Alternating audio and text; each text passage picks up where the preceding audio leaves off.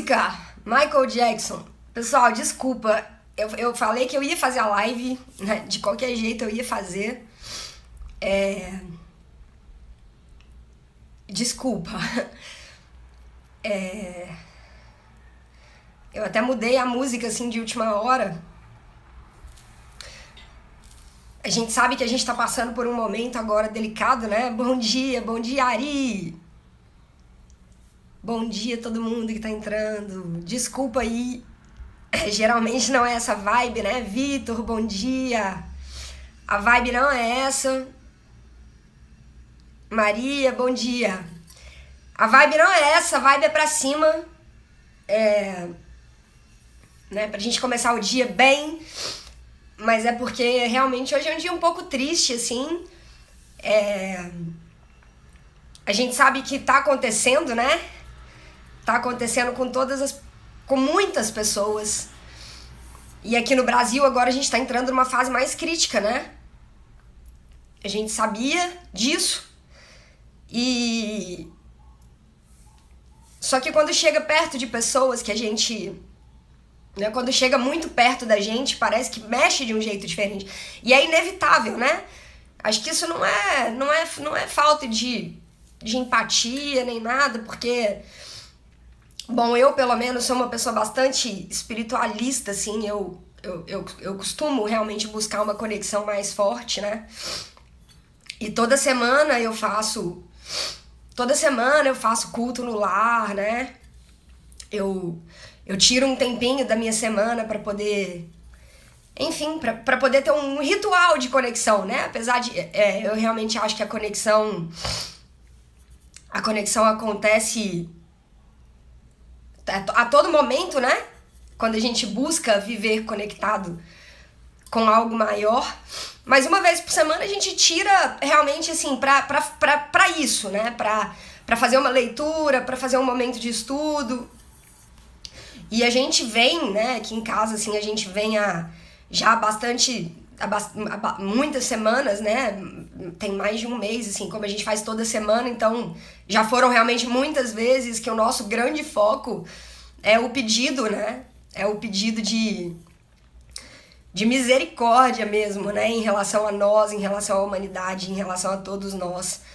E a gente sempre pede, né? Para que muita luz seja emanada para o nosso planeta nesse momento, porque a gente tá precisando. Tá precisando muito, né? Porque o homem, ele aprende ou pela dor ou pelo amor, né? E muitas vezes a dor vem e não aprende, né? Mesmo assim. Então a gente tem pedido muito por todos e pelas pessoas que, né, pelas famílias que perderam entes queridos e pelos profissionais da área da saúde, né, que são os verdadeiros guerreiros desse momento que a gente tá passando agora. Nós temos amigas que são enfermeiras, a gente sempre lembra delas. E todos, enfim, todos os profissionais envolvidos aí, né, na linha de frente mesmo, né, que precisam... Cara, imagina, assim, a gente pra sair de casa, né, colocando máscara e chega em casa e tira tudo e toma banho e lava, né, tudo, passa pano na casa por onde pisou. Pensa os profissionais que precisam trabalhar todos os dias de frente com isso, né. Então a gente tem pedido muito por todo mundo. Mas já tinha 2 semanas... 2 semanas que um grande amigo da nossa família, um grande amigo mesmo, contraiu o vírus, estava diagnosticado com a Covid, é um grande amigo da nossa família, um dos melhores amigos do meu pai e uma pessoa assim... Primeiro eu consigo sentir a dor do meu pai, né? Eu nunca perdi um grande amigo na minha vida, assim, nunca tive esse momento de despedida. E o tio era assim, as lembranças que eu tenho, né, dos lugares onde a gente morou junto. O tio foi muito importante pra gente.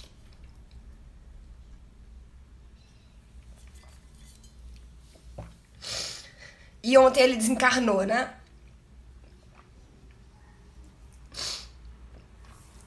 E aí ontem à noite eu falei, não, eu vou fazer a live, dá pra fazer e tal. Eu rezei, né, me conectei.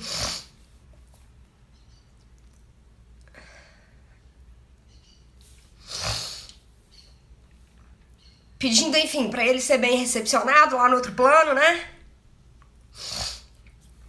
A gente sabe que todo mundo chega e um dia todo mundo vai, né? Mas quando são pessoas próximas, a gente fica...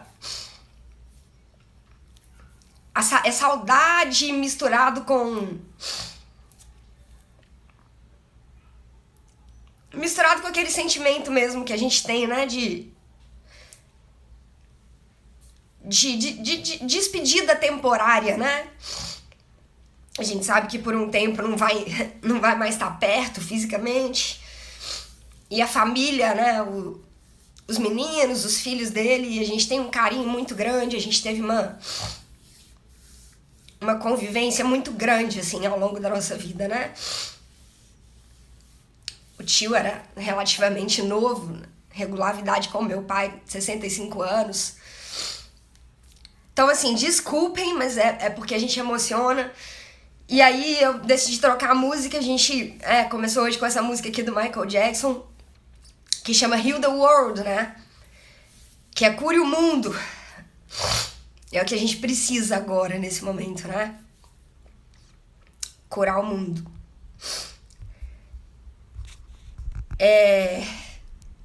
Camila sabia que tinha que entrar hoje.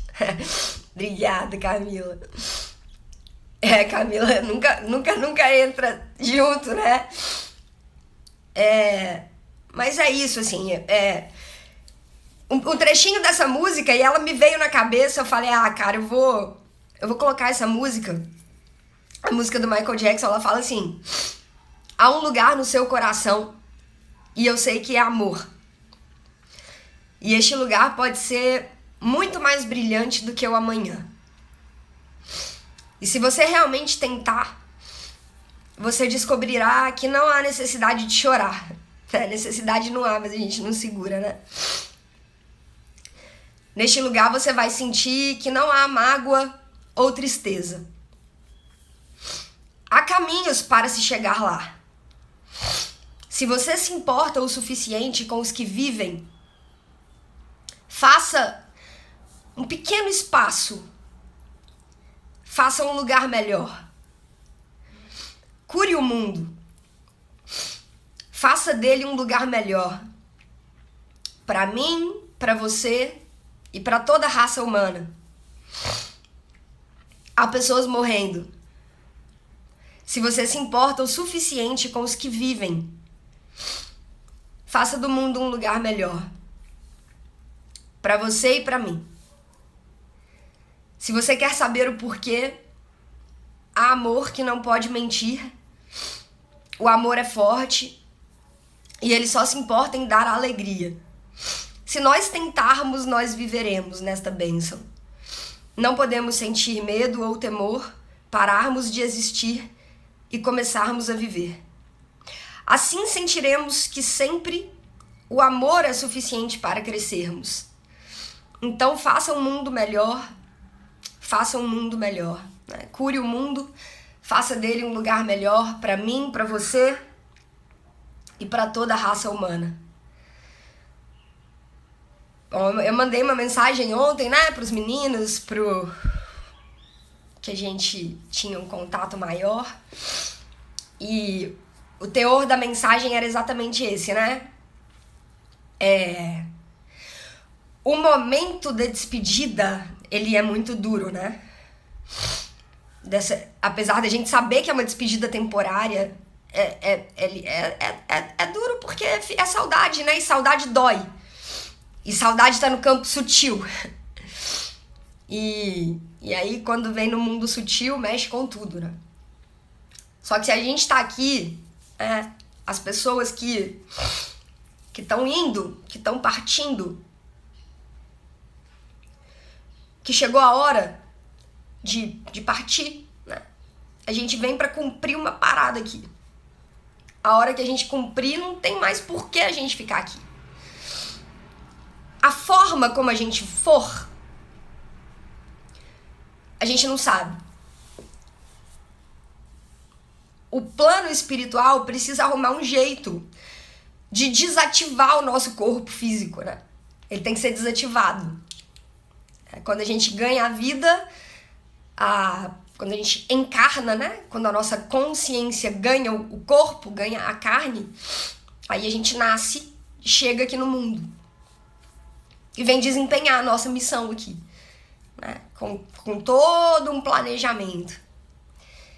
E aí quando a gente cumpre, aí falou assim, Renata, beleza, cumpriu. Chega de sofrimento, porque aqui é complicado, né? Aqui é hardcore, aqui o jogo é nível bem desafiador. Diferente do plano espiritual, né? No plano espiritual a parada é mais suave. E aí a gente vem pra cumprir. E aí quando a gente cumpre, o plano espiritual fala, é isso aí, chegou, fez tudo que tinha que fazer lá, beleza, agora vem, volta. E aí para que esse processo aconteça, o nosso corpo precisa ser desativado, né? E existem inúmeras formas disso ser feito. Quem vai tem o corpo desativado. Mas tem as pessoas que ficam, né? E se a gente tá aqui, se a gente ficou, é porque ainda não chegou a nossa hora. E como ainda não chegou a nossa hora, a gente ainda tem coisa pra fazer aqui. Então, se eu tô aqui agora, nesse exato momento, significa que eu ainda não cumpri tudo que eu vim fazer aqui. Então a gente precisa ser forte, né?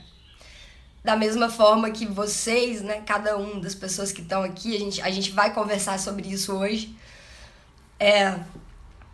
Cada um de nós carrega um quantum,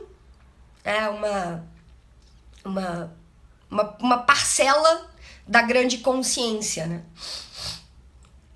Como se essa grande consciência liberasse pequenos fragmentos, né, que constituem a nossa consciência, né? Nós somos pequenos fragmentos de uma energia muito maior. E se a gente está aqui ainda carregando isso, a gente precisa seguir na nossa missão aqui, no nosso trajeto. Então pra tia, pros meninos e pro tio que foi, né? Muita luz,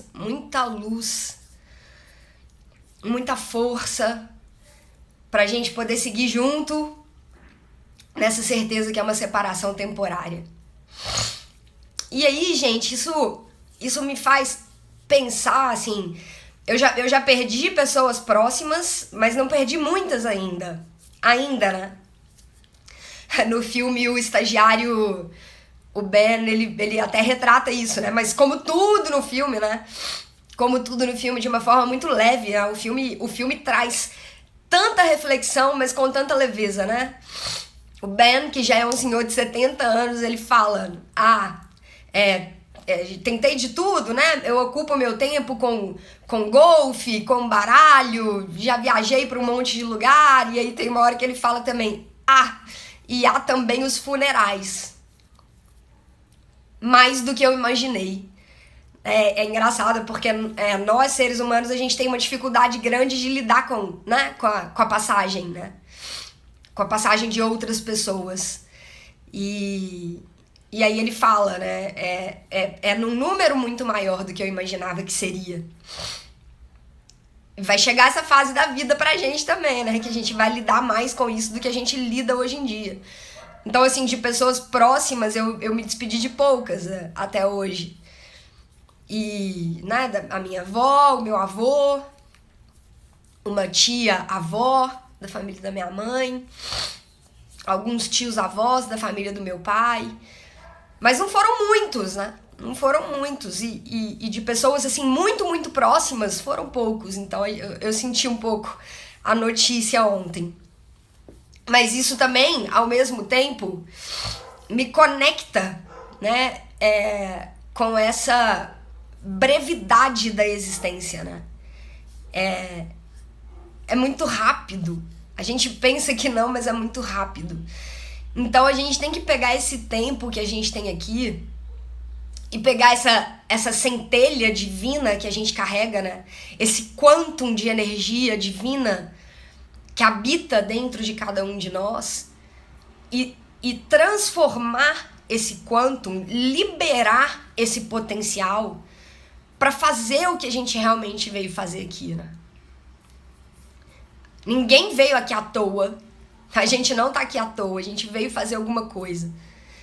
E a gente desconecta disso que a gente veio fazer aqui de uma forma que o sentimento, muitas vezes, de insatisfação, de infelicidade, ele vai se dando por essa desconexão, né?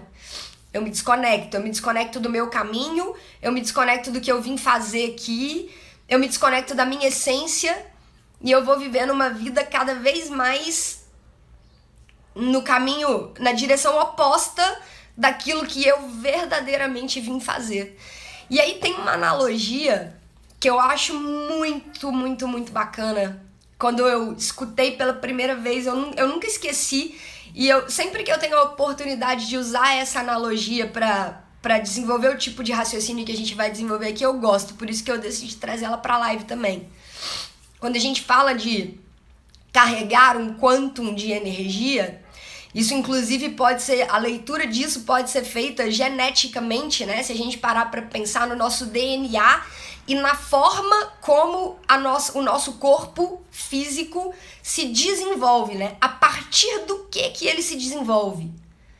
É muito louco pensar nisso, porque tem uma lógica tão grande e tem uma inteligência tão grande por trás disso. Porque se a gente parar para pensar, o corpo que nós temos hoje, que é um sistema tão complexo, mas tão complexo, e ele se desenvolveu a partir de um código. A partir de um código, né? Que é um código genético. Então foi a junção, né, de células que carregavam códigos. Essa junção acontece e a partir dali começa a se desenvolver o sistema mais complexo que existe, que é o nosso corpo. E esse mesmo código, ele existe na natureza, né, em outras formas. Se a gente parar para pensar, e é essa a analogia. Uma vez me perguntaram, né? Quando a gente pega, por exemplo, semente de manga, uma semente de manga, você pega uma semente de manga na mão. O que você enxerga quando você olha para ela? O que você enxerga? A gente pode enxergar só uma semente, ou a gente pode enxergar uma mangueira. A semente carrega o código genético da mangueira. Assim como, se a gente pega um óvulo, um espermatozoide, no momento que existe a fecundação, ali tem o quê? Pode ter um óvulo fecundado, ou a gente pode enxergar um ser humano formado com um sistema complexo, ganhando vida. É a mesma coisa. A semente de manga, ela carrega todo o potencial para ela virar uma mangueira. Assim como o óvulo fecundado carrega todo o potencial para virar um ser humano e ganhar a vida, receber uma consciência e vir aqui viver uma missão. Significa que a semente de manga vai virar uma mangueira? Se eu olho uma semente de manga, ela tá aqui na minha mão, significa que ela vai virar uma mangueira? Para ela virar uma mangueira, ela precisa ser exposta a determinadas condições. Sob essas condições, essa semente se desenvolve e vira uma mangueira. Então, para ela virar tudo aquilo que ela carrega o potencial de ser, ela precisa do solo adequado, ela precisa ser exposta à luz solar, ela precisa ser irrigada. Esse solo precisa de ter nutrientes, ele precisa de ter adubo. E mesmo assim, exposta a tudo isso, ainda existe um negocinho chamado tempo divino das coisas. O que é o tempo divino das coisas? A semente carrega um código. Esse código, ele tem todo o potencial de crescer, se desenvolver, gerar frutos. Desses frutos, ele pode multiplicar, né? Ele pode dar vida a outras mangueiras, mas para que isso aconteça, uma série de detalhes precisam ser atendidos, levados em consideração. E mesmo assim, depois que todos esses detalhes são atendidos, a gente precisa esperar o tempo divino. Que eu coloco a semente lá, no solo adequado, com a exposição à luz solar adequada, com a irrigação adequada, com tudo certinho, eu tenho que esperar. 2 anos, 3 anos, 5 anos, dependendo do tipo de planta, né? 7 anos. Tem um tempo para que aquilo ali germine. O ser humano, 9 meses, né? Nada é assim, instantâneo, né? Plantei, coloquei, no outro dia nasceu. Não, tem um tempo divino. Renata, por que você está falando isso? A gente vem conversando sobre, desde ontem, né? Na verdade, desde o início da semana, né? Uma das grandes lições que a gente tirou do filme O Estagiário, que é a questão do verdadeiro significado do trabalho, né? É claro que existem inúmeras reflexões que eu venho fazendo sobre isso lá no YouTube, né? Todos os dias lá tem uma reflexão diferente acerca do filme. Aqui no Instagram, como a gente aprofunda um pouco mais em alguns assuntos aqui da live, né? Eu não fico tão presa assim, ao filme, à análise do filme. Eu peguei essa foi uma das grandes linhas mestras que me despertou assim no filme, que é a questão do trabalho, do significado do trabalho e de como que ele preenche a vida da gente, né? Em diferentes aspectos, em diferentes dimensões. E aí a gente falou aqui, né, que o trabalho é uma lei natural, que o trabalho ele é imposto ao homem como uma forma de progresso, como uma forma de desenvolvimento da nossa dimensão mental, né, do nosso campo mental ou corpo mental. Só que muitas vezes a gente vive um trabalho desconectado do desenvolvimento, da expansão das camadas superiores da nossa consciência, né? Um trabalho que realmente envolva significado, envolva propósito, envolva uma conexão com a nossa essência e tal. E aí ontem a gente estava falando da jornada do herói, né, do Joseph Campbell, um escritor, palestrante, estudioso, autor norte-americano, né, que dedicou uma vida inteira a estudar como as histórias de diferentes povos, de diferentes civilizações, como os mitos são contados, né? E que existe ali uma linha em comum em todos eles, né? E sempre existem ali os heróis em meio a essas histórias que são contadas, e geralmente esses heróis carregam histórias muito parecidas, né? Jornadas, a narrativa, a construção, ela é muito parecida, né? Sempre existem os desafios são superados e eles vão e seguem em frente, e como eles aprendem, como eles superam e por aí vai. E aí a gente falou, cara, beleza, se eu sou o herói da minha jornada, né? Se eu sou o grande protagonista, e o grande desafio é esse, né? Ser o autor, ser o diretor e ser o protagonista ao mesmo tempo. Só que em meio a tudo isso a gente tem grandes desafios para poder viver isso tudo, né? Dentre eles, o nosso sistema educacional, a forma como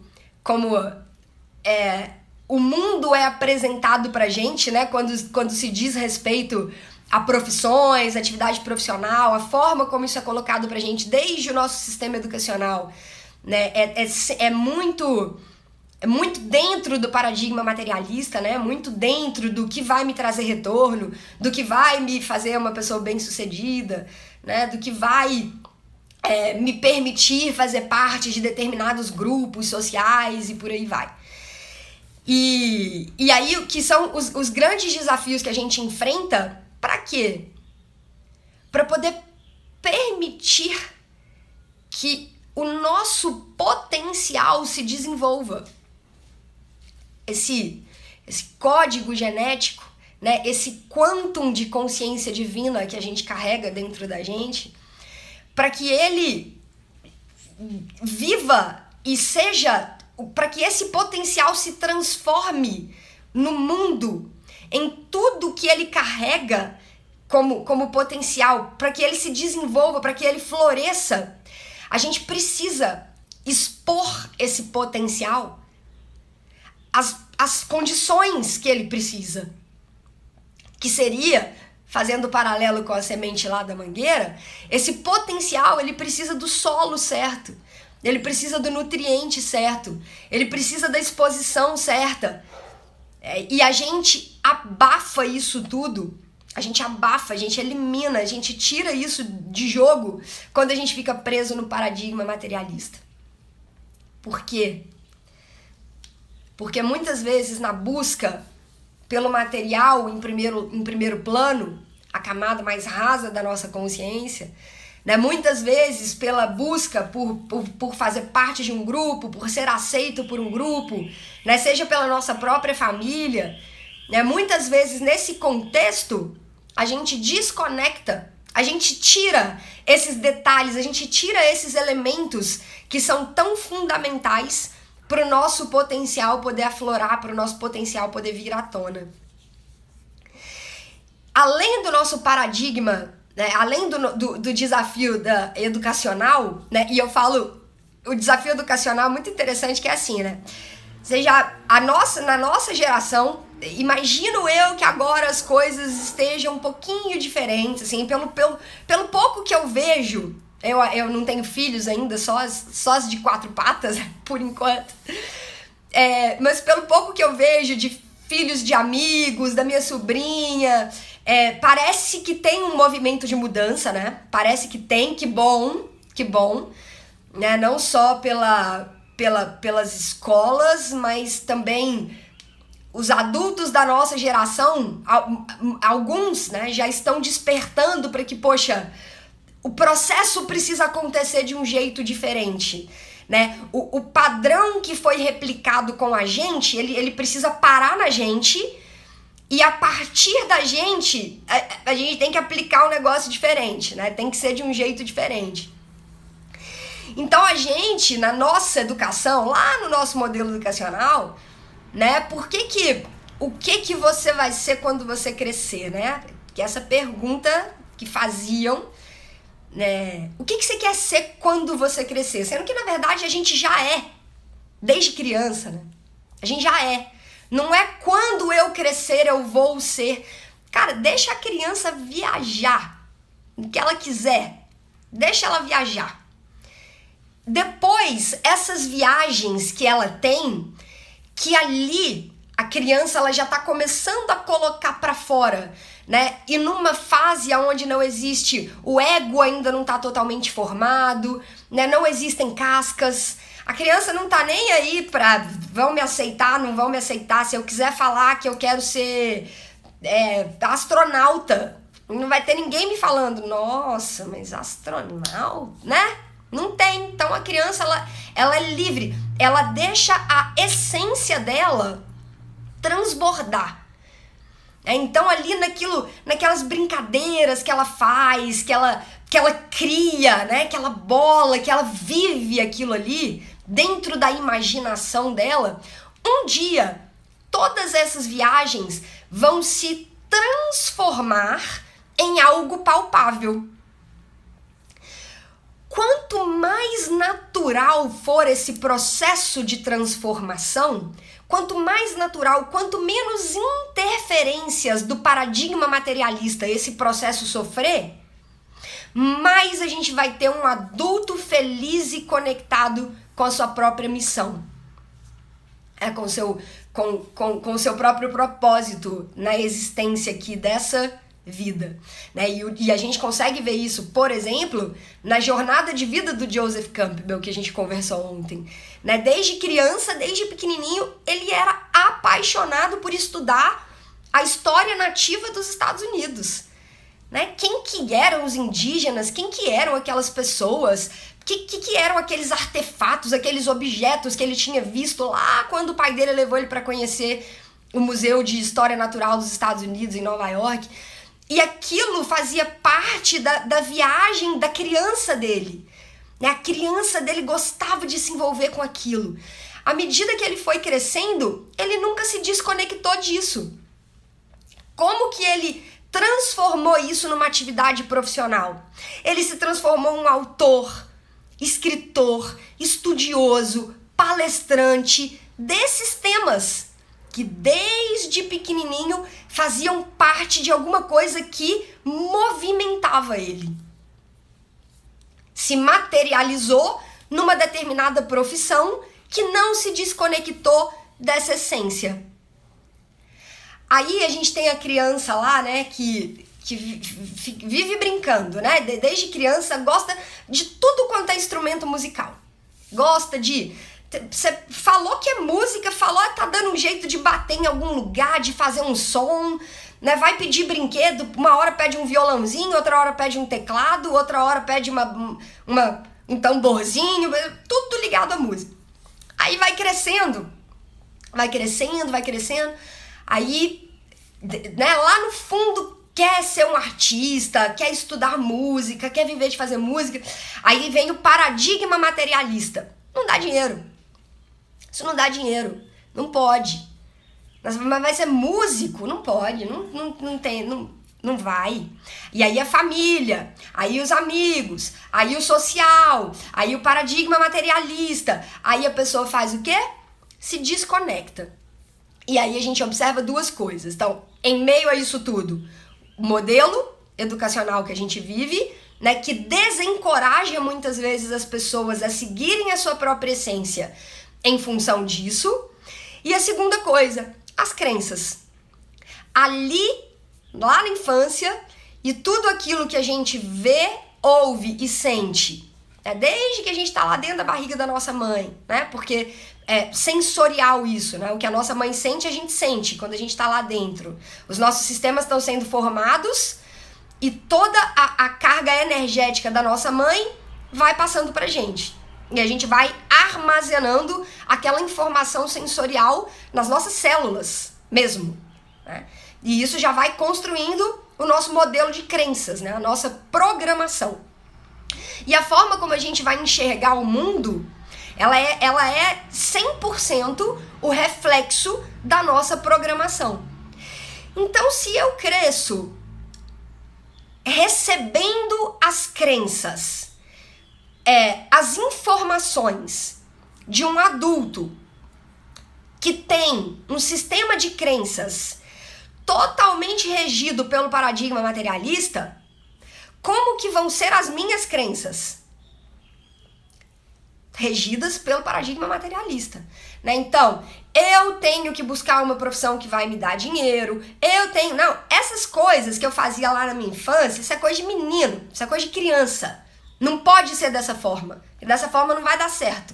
Então eu tenho que fazer um negócio que eu vou ser alguém na vida, né? Eu tenho que fazer alguma coisa que eu vou ser alguém na vida. E aí acontece a desconexão. E aí quando acontece a desconexão, eu começo a viver uma vida que não faz o menor sentido pra mim. Aí a vida vai acontecendo, né? Dia e noite, noite e dia, vem responsabilidades, vem outras fases da vida e o tempo vai passando. O tempo vai passando porque ele é imperdoável, né? Ele não para, não tem pausa, não tem stop. A partir do momento que deu play, a fita vai tocar até a hora que o nosso corpo for desativado. Vai tocar, vai tocar, vai tocar até o dia que for desativado e que a gente transcender esse plano aqui. Renata, e como que eu faço para poder identificar isso? Uma das formas mais eficazes que a gente tem de identificar o nosso sistema de crenças é voltando na infância. E voltando na infância e entendendo ali na infância, cara, de uma forma muito forte, muito incisiva, dos 0 aos 7 anos de idade. Ali foi o momento onde as coisas foram registradas no nosso sistema de uma maneira muito intensa. Por quê? Porque a gente tinha pouco filtro. A informação chegava e ficava, porque o nosso cérebro ainda estava operando em onda teta, né? Isso é assunto depois para uma live inteira, mas o nosso cérebro, quando ele está operando em teta, em onda teta, o nosso filtro, ele é muito baixo. Então a informação, ela chega e é registrada, chega e é registrada, chega e é registrada. E até os 7 anos de idade, aí já vem dados da neurociência, até os 7 anos de idade, o cérebro da criança basicamente opera em onda teta. Então, as informações que foram incutidas ali até esse período são muito fortes na gente. Muito fortes. Então, entender como que os meus pais viviam nessa época, né? Como que era o meu modelo de vida? A minha mãe trabalhava com o quê? O meu pai trabalhava com o quê? Como era a relação deles com o dinheiro nessa época? Como era a visão de mundo deles a respeito das coisas, das profissões, né, da forma como os amigos levavam a vida? E se você não se lembra, e se você ainda, né, seus pais ainda estão aqui, nessa dimensão entre nós, você conversa com eles, cara, puxa informações dessa fase. E aí a gente consegue estender dos 7 até os 12 anos. Dos 7 até os 12, esse processo ainda está em fase final, esse processo de formação primária de crenças, né? Que são as nossas crenças primárias, são aquelas que são construídas aqui nessa vida. Né? Dentro do Theta Healing, a gente fala que as crenças, elas podem existir em 4 níveis. O nível primário, né, que é tudo que a gente carrega dessa vida. Então, todas as crenças que foram formadas aqui nessa existência, né? O nível genético, que são as crenças que nós herdamos dos nossos ancestrais, e a gente herda, né? Nós podemos herdar as crenças de até 7 gerações anteriores às nossas. Então, esse é o nível genético. O nível histórico são aquelas crenças que fazem parte da cultura. Historicamente, o lugar onde eu nasci, né? O lugar onde eu vim pro mundo, esse lugar, ele carrega um sistema de crenças, né? Historicamente. Não, porque aqui sempre foi feito dessa forma, né? Porque aqui, nesse país, ou nesse lugar, ou nessa região, as coisas sempre funcionaram desse jeito. E aí a gente também adquire essas crenças históricas.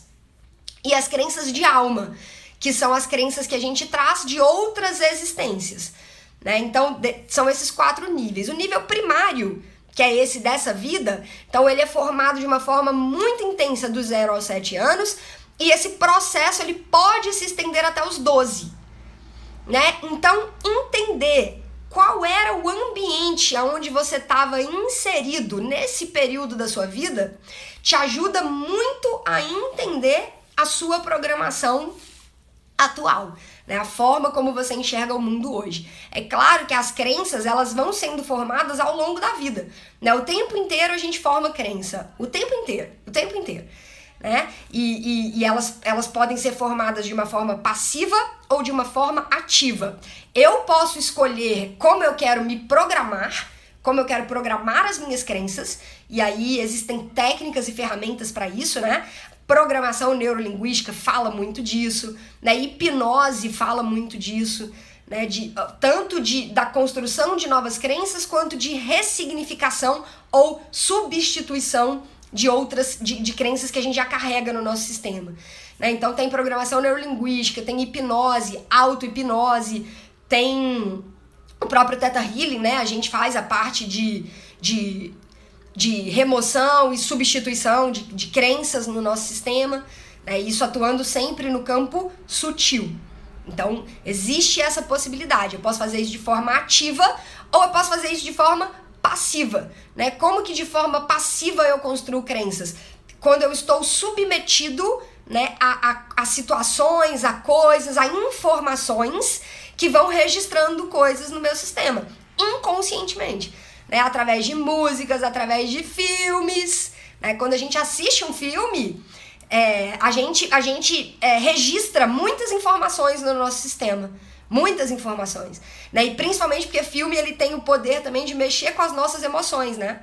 E a gente já viu aqui que o cérebro ele registra, ele aprende basicamente de duas formas, né? Por repetição, então quanto mais eu repito, meu cérebro constrói caminhos, redes neurais, e para que eu comece a fazer algo de maneira automática e aquilo vire uma informação registrada no meu sistema, ou sob forte impacto emocional, né? Quando eu sou exposto a uma situação onde a emoção é muito forte, a informação ela é registrada.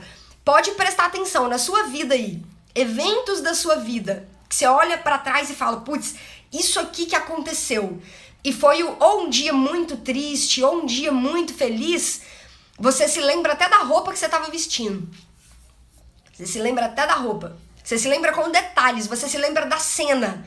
Você lembra quem eram as pessoas que estavam ali com você. Se a emoção foi muito forte. Porque são as maneiras como o nosso cérebro registra, né? Então, muito importante prestar atenção nisso. Pra gente poder construir uma vida diferente, pra gente poder pegar a caneta, né, a folha em branco, que era a mensagem da música de ontem, né, Unwritten. Pra gente pegar a caneta, a folha em branco, olhar pra nossa vida e começar a escrever a história que a gente quer escrever, uma das coisas principais que a gente tem a fazer é mexer no nosso sistema de crenças. Porque o nosso sistema de crenças é o responsável por nós agirmos da forma como nós agimos, né? A gente nunca vai contra o nosso sistema de crenças. E isso é programação inconsciente. Inconsciente. Cara, se eu acredito que desempenhar essa atividade profissional aqui, que é o que eu quero, é o que eu sinto no fundo do meu coração que eu vim fazer aqui nessa existência, é isso que eu quero pra mim, eu tenho certeza, eu não me vejo fazendo outra coisa, eu sou feliz quando eu estudo essas coisas, eu gosto de me aprofundar nesses assuntos, eu quero levar isso pra outras pessoas, mas isso não dá dinheiro. Nunca vou conseguir ganhar, bem entre aspas, né? Nunca vou conseguir ganhar a minha vida desempenhando essa atividade profissional aqui. E esquece. Não vai mesmo. Não vai mesmo. Se esse é o seu sistema de crenças, não vai mesmo. Sua única alternativa, a sua única saída é mexer na sua programação. Aí você mexe na sua programação mental, você mexe nas suas crenças, você vai substituindo isso, e aí sim, isso pode se tornar uma realidade. Aí a partir daí, a partir de um sistema de crenças novo, você começa a traçar plano de ação, né? E aí é movimento. Aí é traçar meta, ter objetivos claros, definidos, ter um plano para aquilo ali poder acontecer. Mas entende que o primeiro passo é mexer na sua programação? Você tem que mexer na sua programação, mexer no seu sistema de crenças e a partir daí a gente vai fazendo o restante. Porque o sistema de crenças é como se fosse o solo, né, o terreno aonde a semente da mangueira vai ser plantado. Não adianta eu pegar a semente da mangueira e colocar ela num solo rochoso. Eu coloco a semente da mangueira lá no solo rochoso e rezo todos os dias. Meu Deus, eu queria tanto que nascesse uma mangueira maravilhosa aqui, né? E que daqui a algum tempo tivesse cheio de manga, cheio de fruto, tá lá em cima do solo rochoso. Não vai. Por mais que ela carregue o código, por mais que ela carregue todo o potencial, ela não vai se desenvolver ali. Por quê? Porque o terreno não está propício para que ela se desenvolva. Então assim somos nós com as nossas potencialidades, com tudo que a gente veio desenvolver aqui nesse mundo. O nosso solo, o nosso terreno propício, né, o mais propício possível para a gente poder ser tudo aquilo que a gente nasceu para ser, é o terreno onde as nossas crenças são as crenças certas, que vão permitir que a gente desenvolva o nosso código divino, o nosso quantum de energia divina para poder fazer nesse mundo tudo que a gente veio fazer. Né? E isso tem tudo a ver com o que a gente estava falando da jornada do herói, de escrever a nossa própria história e de chegar lá no fim da vida, né? Entre aspas, né? No fim da existência corporal, né? No fim da existência terrena, e olhar e falar assim, putz, cara, valeu a pena. E eu não tenho esse negócio de tudo que eu quero na minha vida é parar de trabalhar. Porque trabalhar pra mim é tão prazeroso, né? Tão gostoso, eu gosto tanto de servir, eu gosto tanto de estar envolvido com isso, que esse não é o objetivo fim da minha vida, parar de trabalhar. Né? Não, o objetivo fim da minha vida é continuar sendo tudo aquilo que eu nasci para ser. Certo, gente? Reflexão de hoje, viagens e reflexões. Mais uma vez, assim, me desculpem o início da live. Nanda entrou, eu não tinha te visto aqui, né?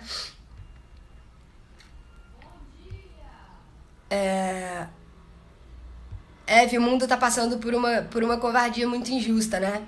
Não podemos punir a Deus de forma nenhuma. É o ego do homem. Não, nós vamos falar muito de ego aqui ainda, Eve. É o ego. Né? O ego incompreendido, né? Eu sempre costumo falar isso. O ego, ele não é vilão. Ele é um dos nossos maiores mestres aqui nesse plano. O ego não é vilão. O ego é um mestre. O ego é um mestre que veio ensinar pra gente o caminho da reconexão. Sem o ego, a gente, aqui nesse plano, aqui na Terra, sem o ego, a gente não ia aprender a voltar pra casa, que é a nossa essência. Né? Então o ego, ele é muito importante, a gente só tem que aprender a escutar ele. O grande problema tá quando a gente vive brigando com ele, né? Vive num embate eterno com ele. É aí que mora o verdadeiro problema. É quando a gente aprende a colocar ele no colo, porque na verdade, no fundo, ele é uma criança mimada.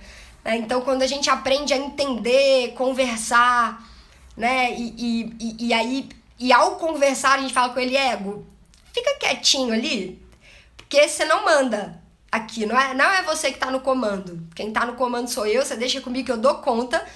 E à medida que ele vai entendendo isso, ele vai baixando a guarda. E quanto mais ele baixa a guarda, mais a gente consegue se aproximar da nossa essência. Né? Quanto mais o ego fica armado, inflado e pronto para nos defender, mais distante a gente fica da nossa essência. Né? Porque é como se tivessem muitas cascas e muitas armaduras impedindo a gente de reconectar.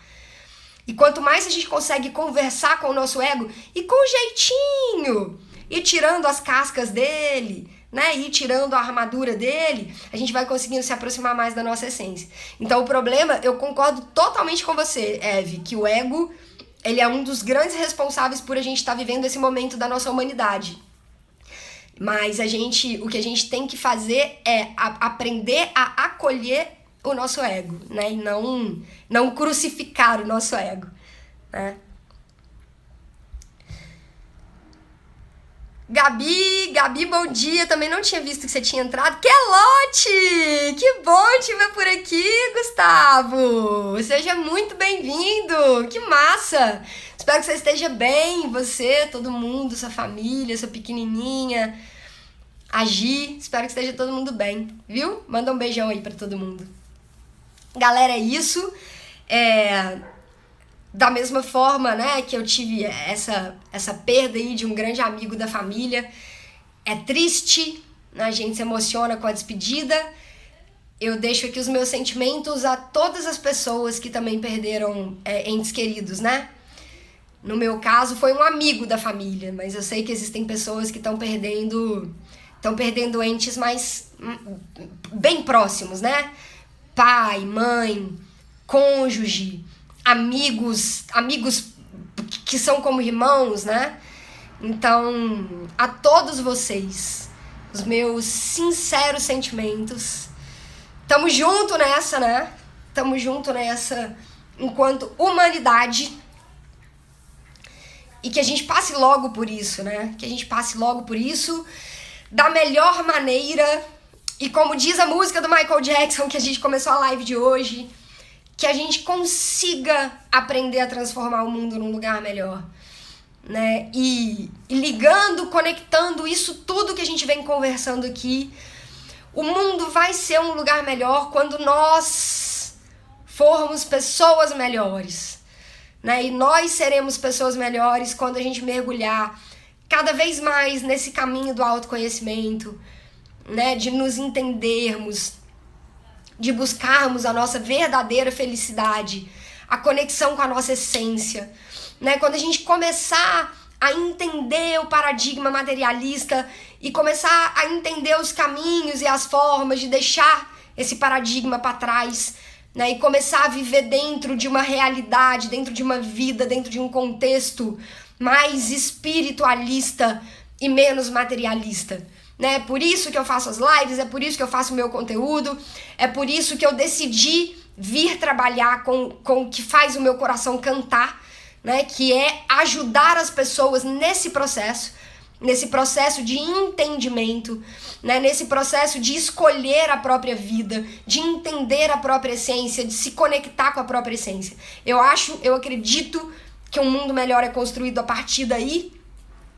Quando eu entendi o que eu queria fazer de verdade, né? Eu tracei o meu plano de ação e isso tudo aqui de alguma forma faz parte desse plano, dessa mensagem que eu quero levar para o mundo, desse legado que eu quero construir, né? E vocês são parte disso, né? Vocês são parte disso, porque eu nada aconteceria se não fossem as pessoas que de alguma forma também se conectam, né?